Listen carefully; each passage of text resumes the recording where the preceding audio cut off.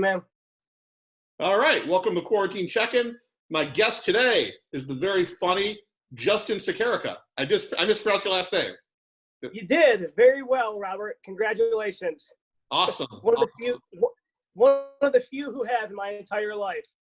And that's because you told me how to pronounce it right before this. Absolutely. You're giving away all the secrets. You know what? There is no secrets. This show is so low budget, we can't afford secrets. I like the way you think. Well, either way, man, I really appreciate you having me on. Oh, you know what? We've in the year and a half that I've known you, I think we've become pretty good comedy friends. So I'm. Oh yeah, I would agree. Happy to have you on here. So how have you been holding up in this time of quarantine? You know, I've actually been doing pretty good.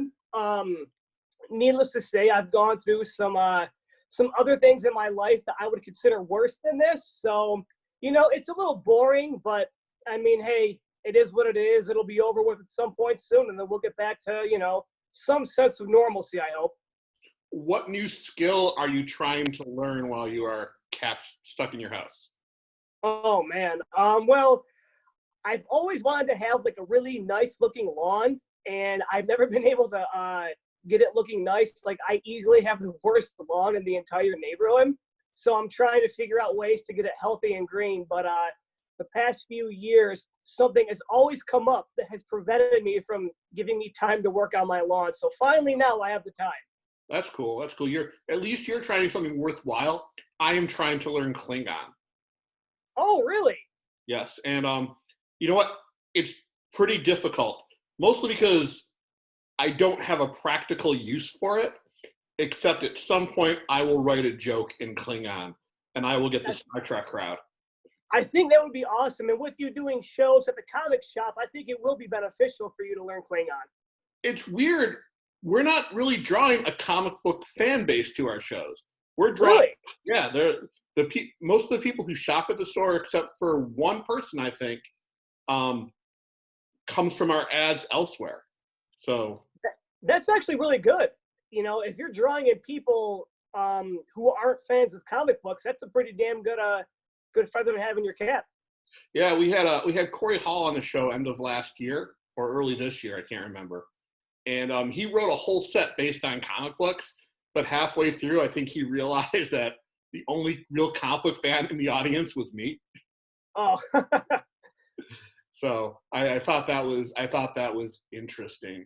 But yeah. Hopefully we'll come back, and we'll come back, you know, stronger. But who knows? I'm always worried about if my venues are going to be around by the time we come back.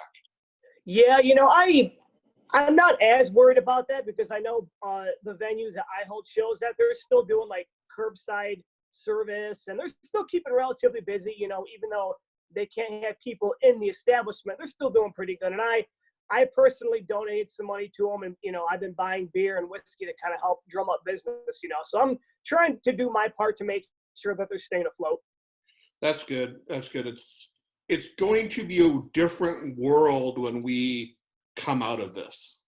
Yeah, and you know, I've been going back and forth in my head on whether or not I think it's going to be like real busy or real dead. I mean, you know, spring and summer is always kind of a dead time for comedy anyways, and I think when everything is lifted, I think the urge to go, like, you know, camping and go out on the water is going to be even more prevalent than it has been in the past. So I don't know if shows are going to be even more thinly attended than normal. But then again, you know, you never know. Some people might want to get out and have a good laugh. So I think when all this said and done, people are going to want a good laugh. But the one thing I'm worried about is the venues won't want as many people in. And your shows at Liberty Street Brewing, plug. Hey. You draw a really good crowd for most of the shows, and it's going to suck because I think that we're going to have a reduced number of tables in restaurants and bars, so we can still practice social distancing. Yeah, and you know what, though? Even if that's going to be the thing for a few months, I'm still going to hold shows. You know, I mean, I've been doing shows there for almost 3 years now, and I know in the spring and summer, the crowds are very thinly attended, but I still love producing shows, so I run shows there year round. You know, and now that I'm also doing shows at the Rusted Crow, I'm going to be doing the same thing. You know, again, I understand that the spring and summer shows aren't going to be as packed, but you know, when fall and winter comes around, we'll get back to the full swing of things. I hope. What I like best about the Rusted Crow, and I think it's more viable of a summer place, is because they have that wall that opens up with the show, and I think that helps out a lot to make it more like I'm kind of still sort of outside and enjoying the evening breeze. Yeah. Well, for the first show that I did there back in February, we had to crack that garage door open because we had so many people in that room. It was getting to be pretty unbearable with the heat. So. Oh wow. Yeah. That's a good first show. Oh yeah. I mean, I had a lot riding on it because I know that there have been shows there in the past, and I really wanted to kind of, bring the comedy crowds back in there because I know that they have had good shows there in the past, but for whatever reason, things didn't work out, and I contacted the other guys that were doing shows there and said, look, I've been offered a chance to hold shows here, and I'm going to go ahead and take it. There's no hard feelings at all. So. No, it's true. They are good guys, and I have a feeling they'll come back with a new show at some point. I hope so. I hope so because they seem to really enjoy doing it, and, hopefully they can, figure out where to put on a good show and go and be successful. Let's speaking of shows, let's talk about one that we were both on Black Friday. I know where you're going with this. In Bay City, Michigan. Oh yeah. I had Christina V on the show a couple days ago, and we talked about it. And I'm just going to say, I've never felt more humiliated than being escorted out by the bouncers just in case vengeance was enacted upon us. Yeah. But you know what? To be fair, though, that guy had it coming. I mean, I'm pretty good at ignoring idiots in the crowd. But, I mean, he was just interrupting everybody's set. And I was coming. Well, the worst thing was that guy was a comic. I think calling him a comic is a stretch. I think he was a wannabe comic. Maybe. I'm going to give him the benefit of the doubt that he was a comic in that area. He should know better. Oh yeah. At least have the decency to keep your mouth shut. I mean, I've one of the few times I've actually been heckled, it was the mother of a comedian who I actually got started in comedy. Can you believe that? No, I can't actually. What happened? So basically, it was at the Grindstone Smokehouse, which is a restaurant that burned down in Westland on Wade Road, which for some reason, a lot of restaurants and places burned down on Wayne Road, and I know a lot of them are owned by the same family, so we'll just leave it there. But they used to run shows there, and, I was on a show there one time, and I had the unfortunate task of going up after Tom Massey, who was a much better comedian than I am, and a lot of my jokes were pretty line crossing, so to say, and she didn't like it. Like what I was saying. And at the end of my set, I was like, well, ladies and gentlemen, I'm going to get out of here. And she goes, good, get off the damn stage. And I was like, oh, I'm sorry. Like, did you not like my set? And she was like, no, the guy that went before you was so much funnier. And I was like, yeah, well, you know what? I like your friend better than you. She goes, why? I'm like, because she kept her fucking mouth shut during my set. So, but then after the show, I went up to her and I was like, hey, it's not very cool for you to interrupt comedians. And she's like, oh, well, my son, and I won't say the guy's name, even though he's not doing comedy anymore. She's like, I'm his mother. And, she starts going off on a tangent trying to tell me how to be a comedian. And I'm like, lady, look, if you're going to get offended, maybe you shouldn't go to shows. So it's weird when you do shows and you find someone in the audience who doesn't like your stuff. I did a show, I can't remember the town, but it was my first time doing 30 minutes. And my stuff, I can say some of it is kind of polarizing. But after the show was over, I'll say there was this old woman sitting right in the front. And she was just glaring at me the entire show. Like, oh, geez. Every joke made her angrier and angrier, to the point where I just got down and started telling her the jokes directly to her. I'm walking out of the bar at the end of the night, and she comes up to me and goes, "You are a horrible person." Oh, damn. I kind of laughed because I didn't care, but I cared. Like, I know I'm not for everybody, and if you're the kind of comedian who is for everybody, you're probably not that good. Yeah, I get what you're saying, but like, to like at a show, enjoy everybody, and if somebody's up there, just be quiet, drink your drink, and then just wait for the next comedian to come. There's no reason to be disruptive or to throw the show off. You're right, but people think they can make the show better by interjecting. Oh yeah. We've grown up in a Mystery Science Theater culture where if you don't like something, say something, because you might be the head of the show. Yeah, and honestly, I've never seen anybody be the hit of the show who was in the audience heckling. They always end up, showing how much of an ass they are. Yeah, but they go home thinking, man, I made the show better. I'm funnier than all the comedians. And hopefully they decide to do it, and the first time they're at an open mic, they eat shit. Oh, well, I've got a story kind of similar to that, and I may have told you this before.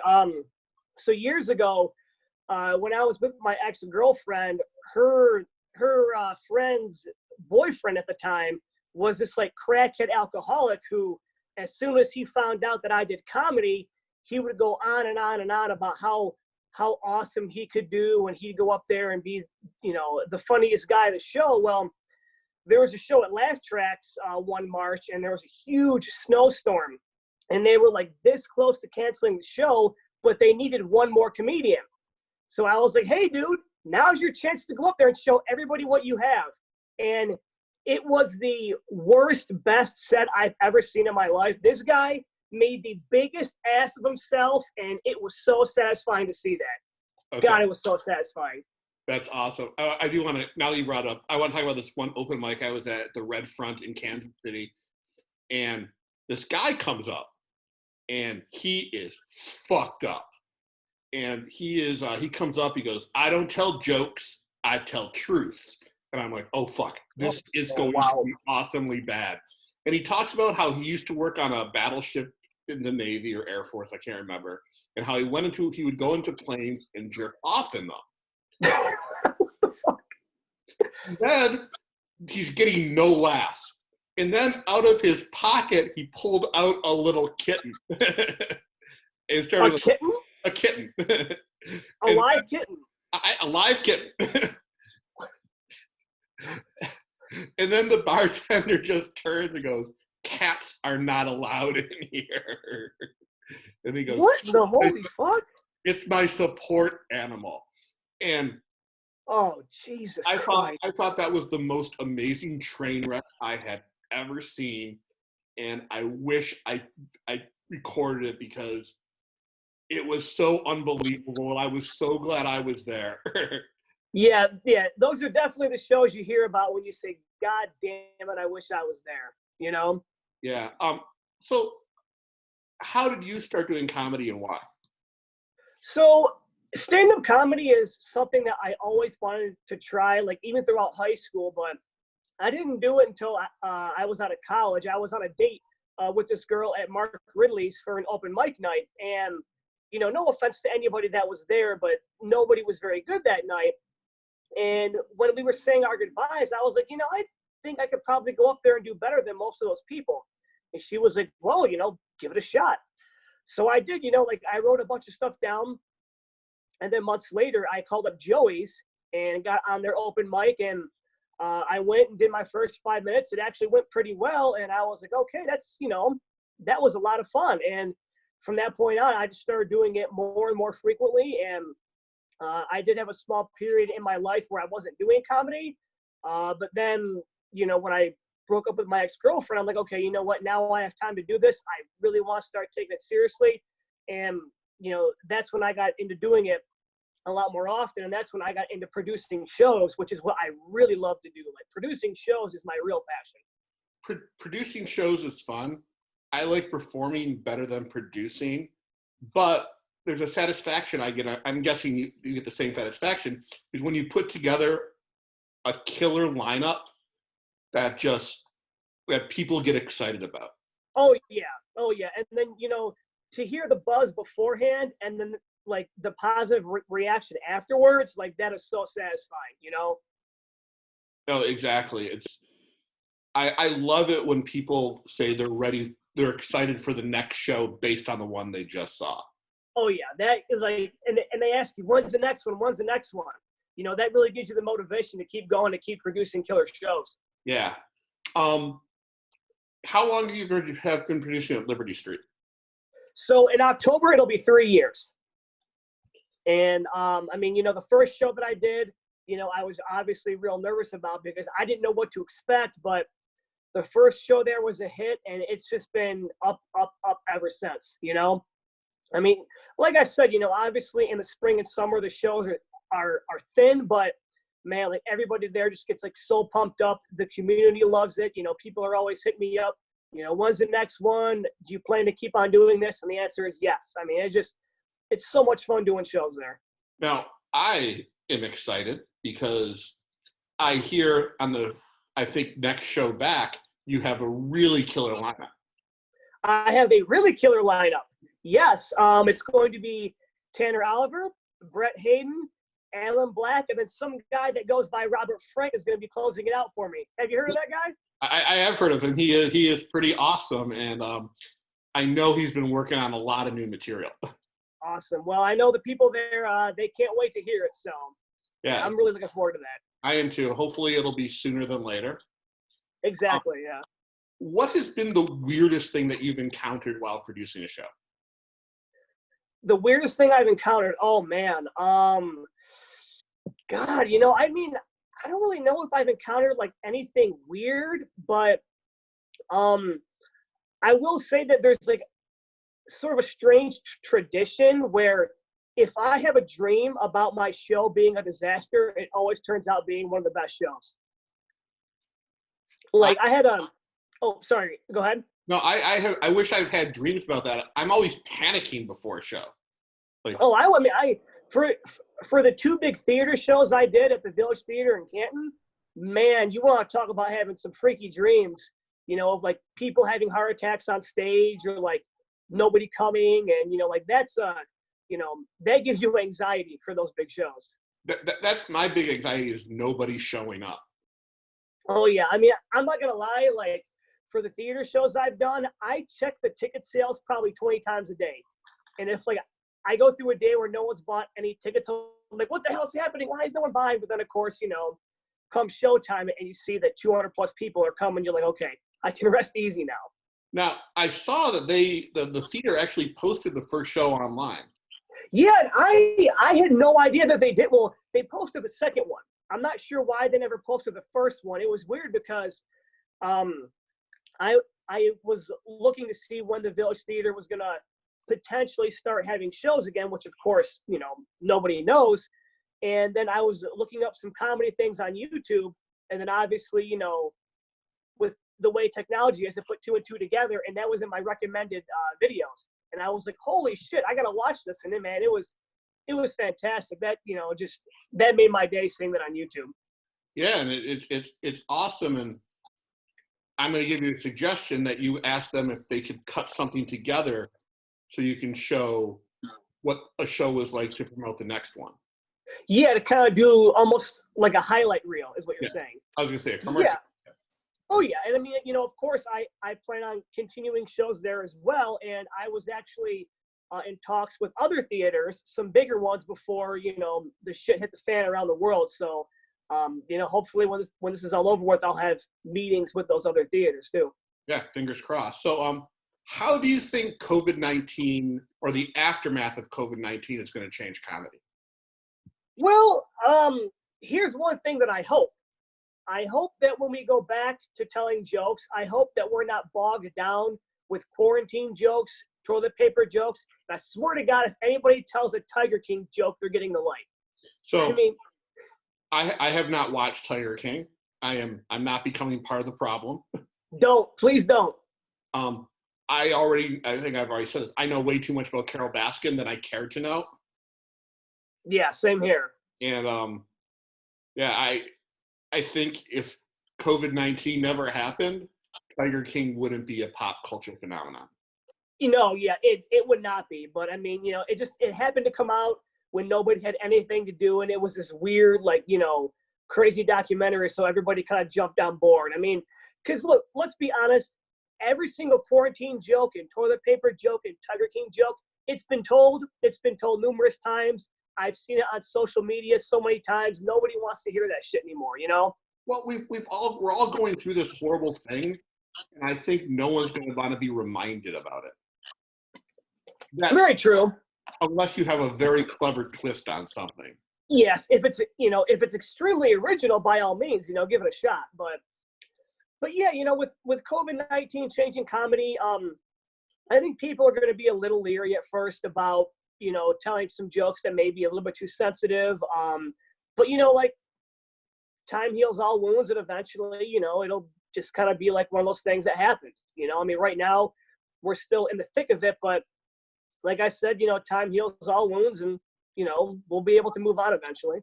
Yeah, and it's kind of weird that we're living the world we're living in right now. I'm going to go into a little talk about the anti lock-in protests. Gotcha. And I don't know where you stand politically, so I just find it weird that we are now protesting being selfish. Well, and like, that's the crazy thing, right? I mean, I do think it's great that in this country we have the right to protest anything. Yes. But I think you have to be smart about what you're doing.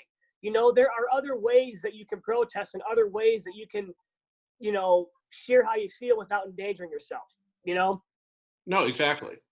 And so, I will say, in college, I might have been involved in up until now, was the dumbest protest ever.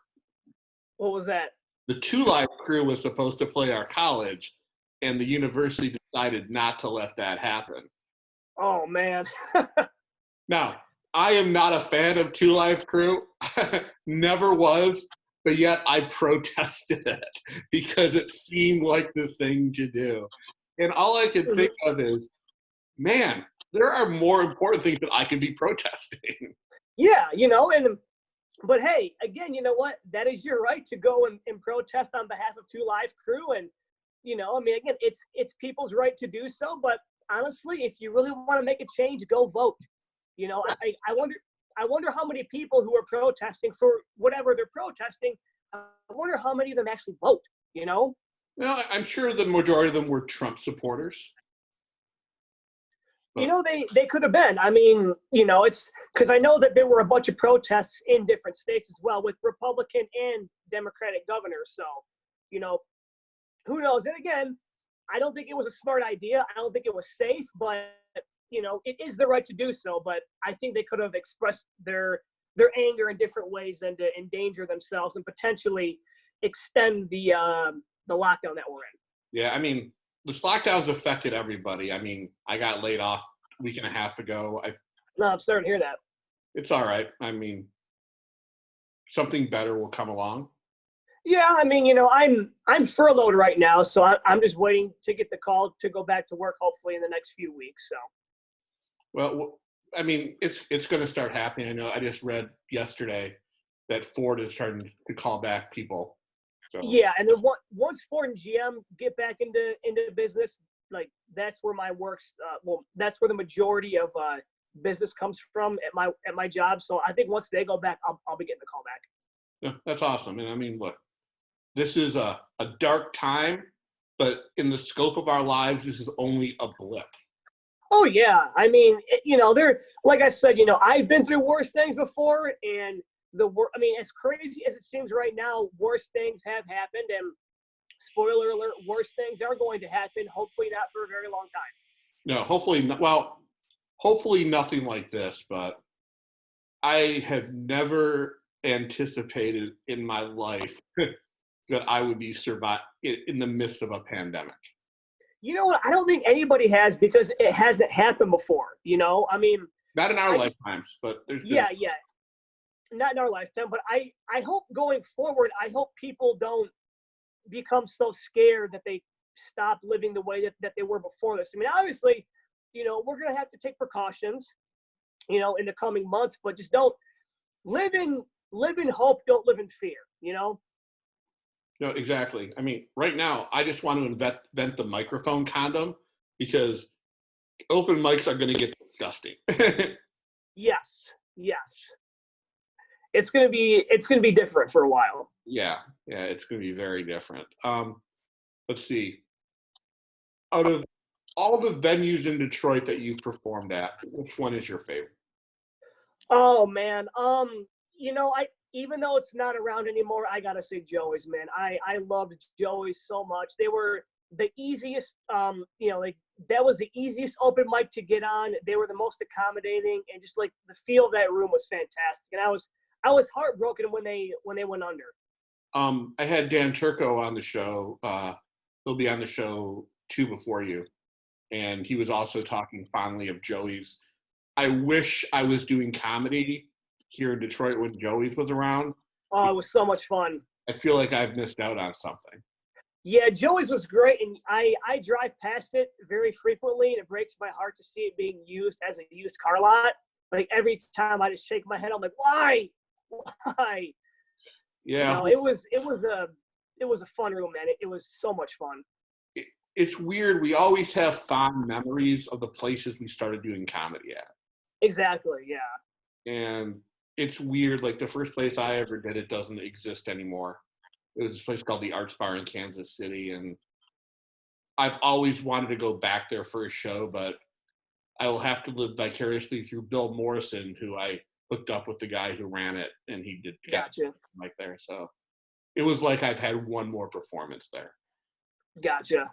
Yeah, I mean, you know, I'm not gonna lie too. I've tossed the idea around of eventually, you know, trying to get a loan or get some money, maybe like reopen it. But you know, that's a pipe dream, of course. But you know, every time I drive by, I'm like, man, if I could just, you know, think of a plan to get it open again.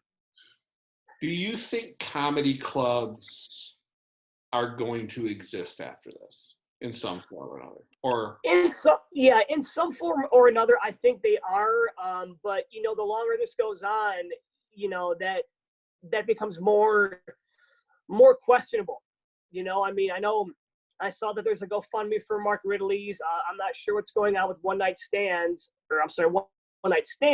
So, yeah, I mean, you know, comedy clubs are going to exist in some form or another, but we may see less of them. You know, and this could also be another boom for the independent shows that go on. You know, because you're going to have a lot of comics who are going to be hungry to do comedy, and if the comedy clubs aren't around, they're going to go out and they're going to find venues to host comedy shows. Yeah, I mean, I didn't know about the GoFundMe for Mark Ridley, so I'm going to go look for that. Yeah. And post it at the bottom of this as well. Yeah, I mean, you know, I'll probably donate something, you know, because like I said, you know, I donated some money to Liberty Street and the Rusted Crow. I'll probably also reach out to the Village Theater at Cherry Hill, even though like that's not technically my venue. I want to keep doing shows there, so you know, I want to make sure that people there are being taken care of while they're not working. No, definitely.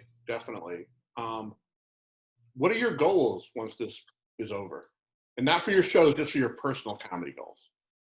So, like, as a producer or as a comedian? As a comedian. So, as a comedian, well, because I'm usually on the shows that I produce, I do want to keep going to bigger and bigger venues. You know, like I said, I want to keep talking to these theaters and start putting on shows at, you know, 1,000 seat theaters as opposed to 400 seat theaters. I want to start writing more material, because I'll admit my writing has been slacking severely. But I just wrote a whole new 7 minutes this past Saturday. So I want to get a whole new 30-minute set, hopefully like in the next couple of years, like good material. No, exactly. And it's weird when you think about it, you do your first 30-minute set because you think you have it. You think you have 30 minutes of material. Then you're on stage, you're like, holy fuck, just doesn't all flow together. Yeah, it's like you have 30 minutes, but is it a good 30 minutes? And it's like, no, it's not. You got to really trim down the fat and, really polish it over before you can consider it a solid 30 minutes. But the thing is, you never know until you try. I'm not going to name. I know there was one person who produced shows. He or she would give everybody 15 to 20 minutes. First of all, it made for long fucking shows, but also you realize not everyone has 15 minutes of material. Exactly. We all say we do because, the minute you do your first open mic, you think you're ready to headline.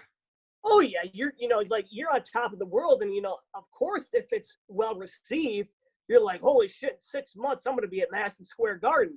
It's like, whoa, hold your horses, man. Like, you don't really know what it's like until you have a few bad sets.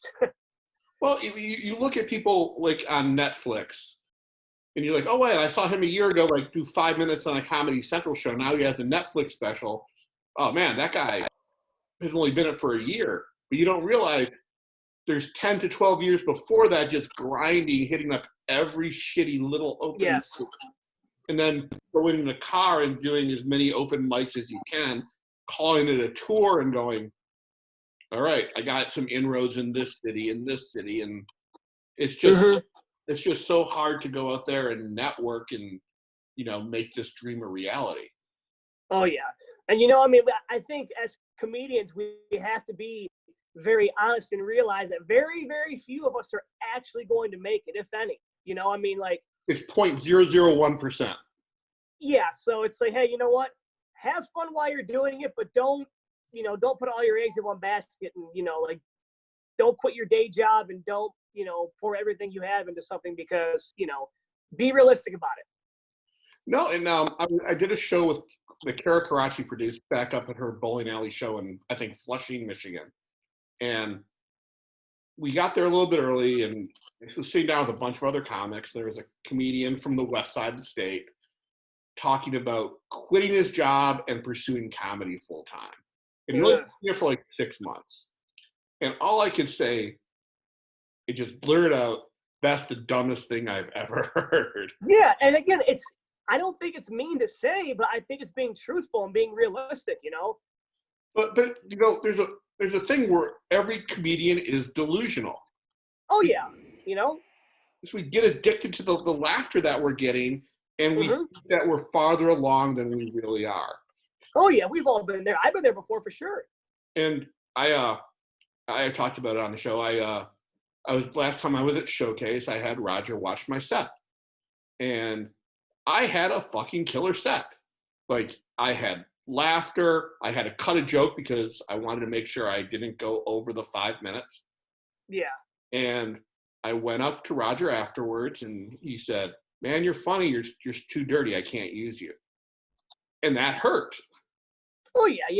We always, whether or not we want to admit it as comedians, anytime somebody's critical of you, it kind of takes, a jab at the heart. But the ride home, I needed to hear that, because I don't consider myself a dirty comic, but in that 5 minutes, I had mostly my dirtier jokes in there. Mm-hmm. And I thought to myself, you know what? I need to start writing cleaner material. Yeah. So you can, sorry. Go ahead. Not family friendly, but, clean. But I needed to hear that. And you know what? I'm still working on it. I'm going to get there. And who knows, if Showcase is around when this is over, that's my goal for the next year, to conquer Showcase. I hope so. As long as we start opening up in the next month, I think it'll be less likely that places will close down. But if we go on longer than that, man, that's when it gets a little sketchy. I think it has to start opening up in shifts by May 15th. Otherwise, yes, yeah. And now, the hotter it gets, people get angrier. Oh yeah, they're gonna get angrier. And look, I'm not gonna name names or name businesses, but around me there are quite a few establishments of people who aren't exactly following the rules right now. So I think more and more people are just gonna start getting like wound up and anxious and they're just going to say, you know what, screw it. Well, yeah. I'm more worried about riots happening. Well, yeah, I mean, I know that the thing that I would worry about too are food shortages. You know, like that's one thing that not a lot of people are talking about is, you know, there's a very real chance that we could have food shortages, and that's when the riots happen. Yes, and I mean, I've been reading that at least with meat, that could be a thing. Yes, yeah, and you know we're not there yet, but we are on the road if things don't improve. You know, as scary as it is, that's the reality. Yes. On the plus side, I'm not a vegetarian, but this might be a time to start pushing. Oh, see, I need my meat, man. I need my burgers and my chicken and my pork. No, I do too. But look, I think I'm hoping that we'll stop before that happens. Me as well. So, you know, like I said, live in hope and don't live in fear. And let's end this on a positive note. All right. I don't know if you know this. I have become a big fan of Craigslist misconnections. I have heard that. Yes, and it's really weird and scary that the creepiest people in the world have found a place to congregate and write and share their feelings and desires with the world. So I am going to read one to you, and hopefully you can crack a joke or a clever riff off of this one. Okay? Well, let's see. You put me on the spot here, Robert. Okay. So this one is missing female from Maple and Lasher. Where are you? I think this was supposed to be from Farmington, but the person spelled it Farmington, so they forgot the G. Farmington. Okay. Yes. Misconnection from late January of 2017. 3 exclamation points. I answered your post for some adult time, especially with your beautiful little ass. We met at Peterland's at 9 in Farmington for drinks first. I would love to catch up with you and pleasure your ass again. Tell me what drink you ordered or what your living arrangements were at the time so I know it's you. If any other ladies have cabin fever due to this crazy virus and want their ass worshipped, send me your info too. Let's talk. So that's kind of creepy because I got to ask, how did you find my my post on there, Robert? It was the first one up there. Yes, that was me. I will admit that was me. So I love that whoever wrote this because I know it's not you. Yeah. It's really not me. Please don't think it is. Is how this person wants to cover all their bases by going, "Hey, I'm looking for you," or anybody else. Yeah. They're just like, well, you know, if it's you, if it's not you, well, whatever, fuck it, you know. Like, yeah. By the way, Peterland's is a very good restaurant. I you know, it's weird. I've driven past it. There's a sushi place in the same plaza called Sushi House. Yep. That I love. And on weekends, like on a Saturday when I ordered from Sushi House, there was no parking because Peterland's was packed. I believe it was on Thursdays. Peterland's used to have buy one get one free entrees. Well, that's some bad business thinking right there. Oh yeah, but trust me, I took advantage of that when I was like out in that area all the time. So yeah, I've never. Yeah, but it is. I've never been in there before. Yeah, I used to go and eat there quite a bit. But Sushi House is good as well. It's amazing. They're kind of pricey, but they're my favorite sushi restaurant. A lot of sushi joints are pretty overpriced. There's one on Plymouth Road in between Merriman and Farmington that's really good. It's called Saya Sushi. Okay. I ate there it's pretty good. I actually tried to eat there yesterday, but they didn't answer the damn phone. Maybe they're not open on Sunday. No, they're open. I ran past it several times. I actually ran a half marathon yesterday, and I passed that place twice, and I'm like, okay, I'm getting sushi after this. And like I said, they didn't answer the goddamn phone. I love sushi. Love it so much. Yeah. I'm embarrassed to say that there's a sushi buffet in Madison Heights that I love. What's the name of the place? I think it's called Fiji or Fuji. I'll have to go there. I'll have to go there and check it out. Have you been to Shiro Sushi? Shiro, where's that? I want to say it's. I always confuse Novi and Northville, so I'm sorry about that. But it's Is that the one like in the old mansion? Yes, and it's haunted.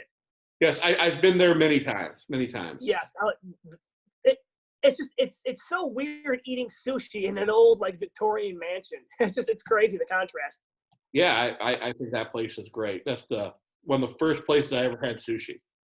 Yes, so it's very, very good. You know, I'm not gonna lie too. The sushi at Kroger is okay. It's okay. Yeah. I mean, it's like the White Castle of sushi. Like, you know, it's nasty and disgusting, but still, it'll get you through if you're, you know, in need of a sushi fix. There was a place in Birmingham, Alabama when I lived there. It was gas station sushi. They had a little sushi bar. It was actually really good. You know, sometimes gas station food can be awesome, depending on where you're at. Down south in particular, there was a place I'd go to for breakfast sometime, and they had the same best biscuit in the South. And I ordered one, and it was probably one of the best biscuits I ever had. I'm sure every time I ate one, my life was shortened by an hour. But oh yeah, but you know what? It's worth it though. You know, like food that shortens your life is so worth it. But it's crazy that you said that because like in the South, any like little random roadside barbecue you see is just off the wall delicious. Yeah, I mean barbecue is delicious. Oh yeah, I love barbecue. When I moved back here, I had a 2-year moratorium because I moved from Kansas City where barbecue is just. And I went to Boneyard when this whole thing started, and it was so good. Which Boneyard? The only one that was open was the one in Farmington. Because there's a Boneyard right near me. It's on Merriman and Plymouth. I called them first, but they're closed during the whole COVID thing. Oh, are they? Yeah, I mean it's pretty good. But in my opinion, there are some better barbecue joints around here. I mean, obviously, you know, everybody talks about Slows, and yes, Slows in my opinion is the best. But there's a really good spot in Ypsi called Red Rock, which is right up there as well. I'll have to check both. I've been to Slows. I'll check Red Rock out. Best barbecue name was a place in Kansas City called Slaps for Squeal Like a Pig barbecue. If I'm ever down there, I'll have to try it out because I'm such a huge fan of barbecue. My goal was to go back there this summer, and if that happens, you should come with me, and then we'll go eat some barbecue. Hey man, I'm down. I was actually supposed to go to Kentucky for like a big truck show for work, you know, obviously in the past month, but you know, yeah, COVID-19 stopped that. So COVID-19 stops the fun. It does, man. Fuck COVID-19. Well, Justin, yeah, fuck it. That's how we'll end the show. Man, it was great talking to you. Exactly. I will see you sooner than later. And tomorrow we have a great guest on the show. Who's that going to be? It's Alex Bozanovic. Oh, really? Cool. You know, I've never actually met him before. You should book him once. I've only heard great things about him, though. He is fantastic. I mean, I will actually end this. The Detroit scene is such a good scene. We have so many good performers here. I agree. And I hope that once we're all ready, I can take the stage with all of them again. You know, I agree. Like, there's a lot of people who I have yet to meet, but I can't wait to meet them, and I can't wait to see all my comedy friends once this whole thing's over with. That'd be awesome, man. I can't wait to see you again. Thank you, everyone, and we'll see you tomorrow. Take care, man. Thanks again, Robert. Bye.